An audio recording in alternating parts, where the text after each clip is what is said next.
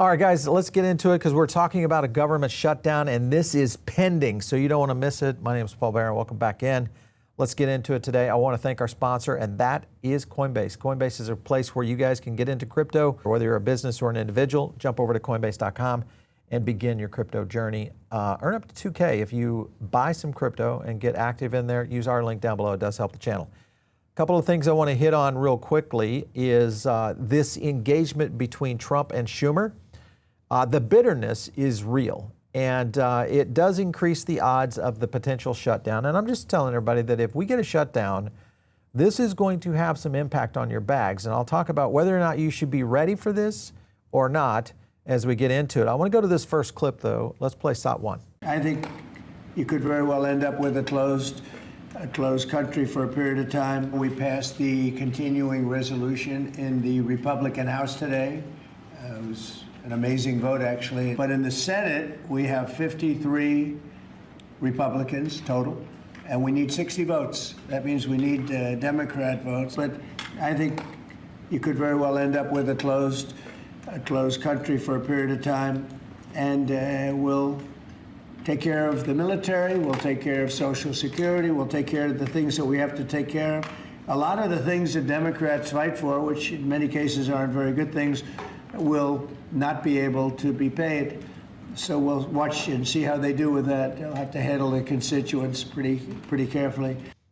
All right, so as you can see, Trump is prepping it. I don't know if he is posturing for a negotiation with the Democrats or what, but Schumer comes in and defends himself in terms of a switch up in their position. Take a look at this. Either proceed with the bill before us or risk Donald Trump throwing America into the chaos of a shutdown. This, in my view, is no choice at all. While the CR bill is very bad, the potential for a shutdown has consequences for America that are much, much worse. Mr. Leader, do you no longer believe what you said 6 months ago there? Things have changed, Dana, in three ways. First, since March, when that happened, the American people have seen how terrible the Trump administration policies are. Their costs are going up because of tariffs, because of electric bills, and most of all, because of the decimation of health care. All right, so as you can see, he was his hardline position right there. Trump came through, though. I believe he might have saw this interview. And look at what he did. Take a look. At this point, a government shutdown is still looming next Tuesday if they can't resolve things by then.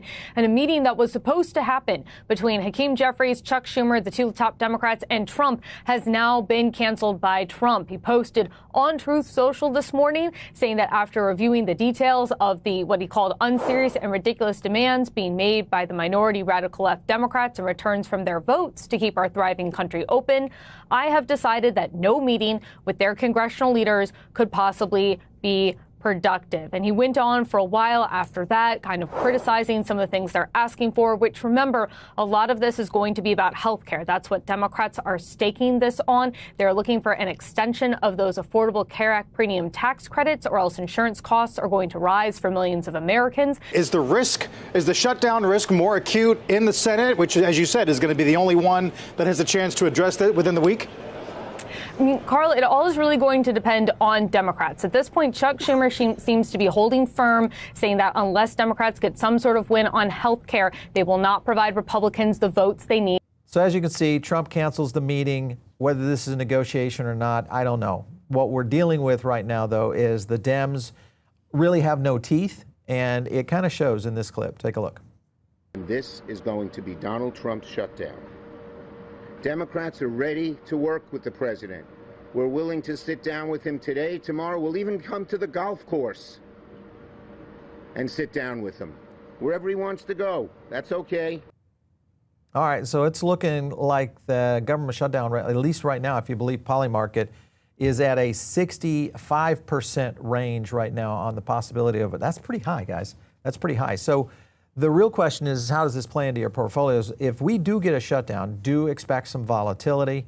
The real question would be, because you could play this two ways. One, if there is volatility, there's an entry point.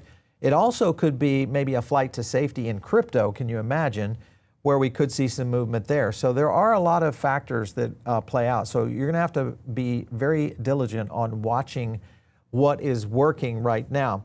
Now, Congress has been putting in a lot of work lately. They're trying to get these bills passed. They're trying to get things going. So I thought, hey, you know what? Let's just show how hard they're working. Take a look. The United States Senate was in session for a total of 29 seconds on Monday. That's exactly 29 seconds longer than the House of Representatives. Hello? Hello? Hello? No, still nobody. So the House and Senate were already scheduled to be on recess this week for Rosh Hashanah, and the House of Representatives was originally scheduled to come back on Monday the 29th. But now, Speaker Johnson pushed that back until at least October 1st. The government funding deadline is September 30th. So now, they're scheduled to come back after the government is already shut down. They believe it will put pressure on the Senate to pass a continuing resolution to keep the government open on a temporary basis while they come up with a permanent solution. They never came up with a deal for fiscal year 2025. They pretty much copied and pasted 2024's budget and used it for all of this year. And that's how the government has been operating. I love the consistency and the amazing diligence of our U.S. Congress as they get out there and do things just like this. This is a problem, guys, because it does kind of point in one direction, and that is maybe a shutdown. If you look at the history of this, 1980, we saw this under Carter. We saw this under Reagan several times, Clinton, Obama. Trump had his 2 shots, both in 2018.